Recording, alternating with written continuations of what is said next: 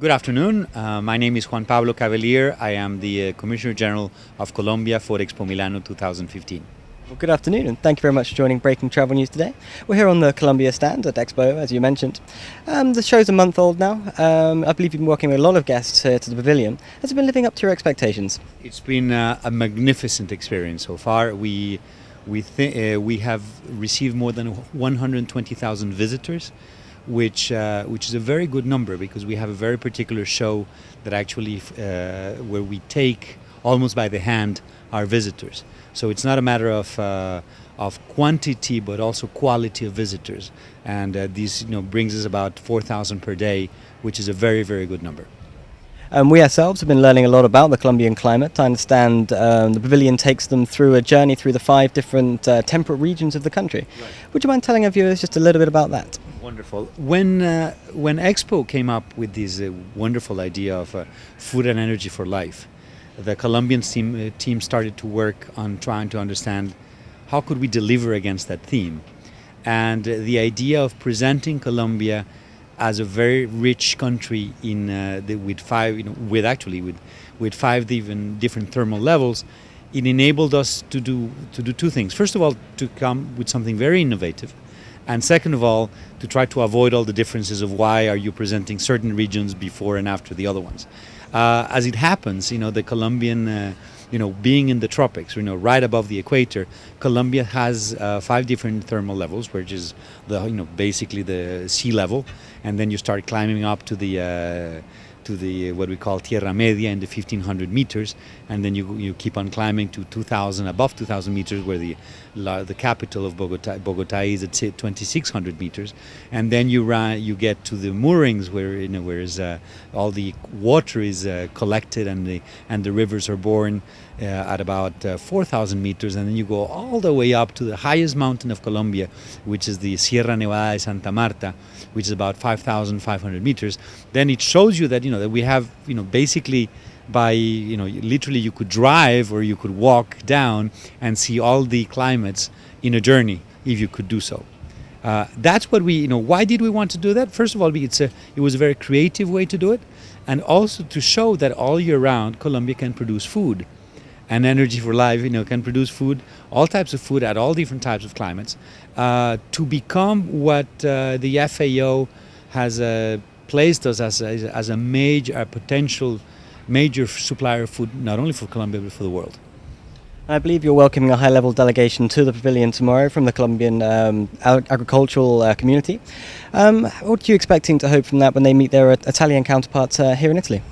That's a great opportunity for us. Actually, one of the biggest sponsors of the Colombian Pavilion is the Ministry of Agriculture, given the theme of food and energy for life.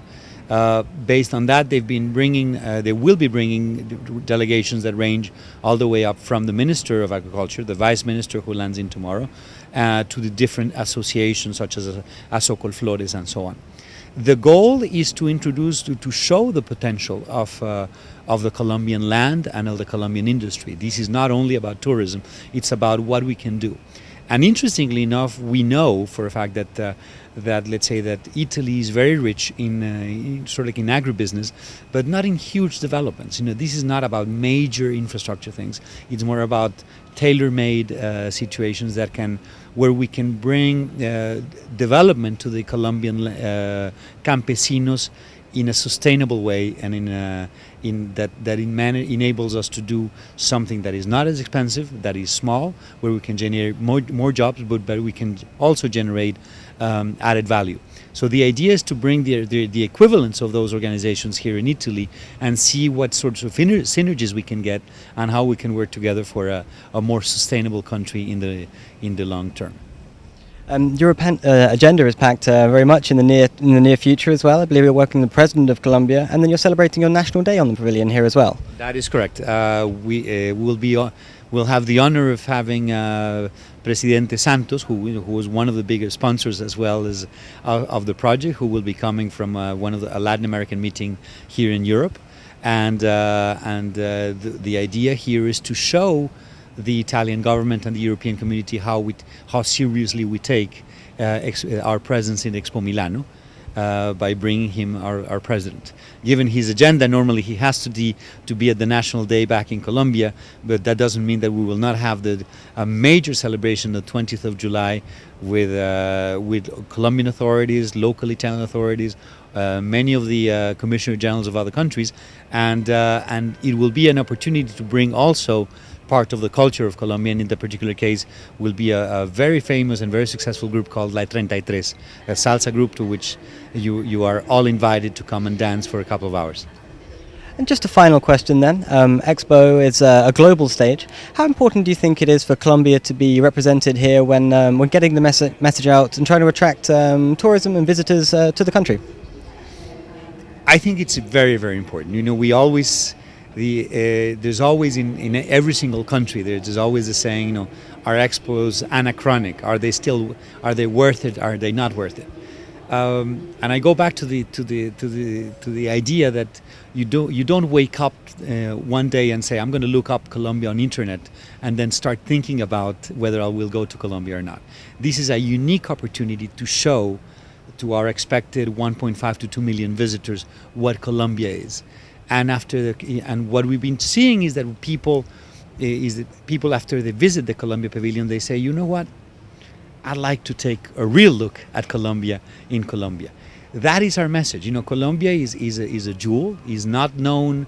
There are certain areas now that are more known as jewels of tourism, such as the city of Cartagena de Indias, which is one of the most beautiful colonial cities in the Americas, where we have been working not only with the local traditions, such as the Colombian the beauty pageant in November, then the Christmas celebrations, that then ties up with a magnificent classical music festival in early January, and then the Hay Literature Festival in late January and early February, and then that ties up to Semana Santa. So we have those. You know, Cartagena is already appearing in the globe.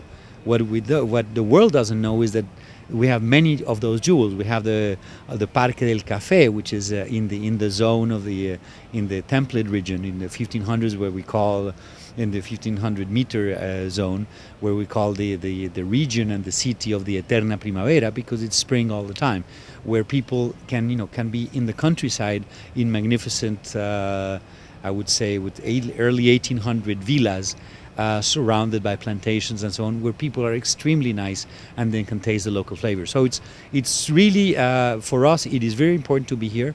And interestingly enough, despite the fact that there are 149 countries participating in Expo, I think that the way we have shown Colombia, the way we ended with the shop, with the works from Artesanías de Colombia, and then you get a taste of the Colombian fruits and the Colombian arepa, which is sort of like a little bun made with cornmeal, and depending on the region, you put meat, or you put cheese and so on.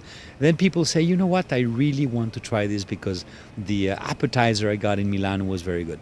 So, you know, to your question, the goal is definitely that these events are a great opportunity to attract people, because many touristic events attract sort of like tour operators. Here's where people can really get a flavor of what it is. And behind this, you also get business people who say, you know, not only do I want to do business with Colombia, but I also want to get to know the country as well.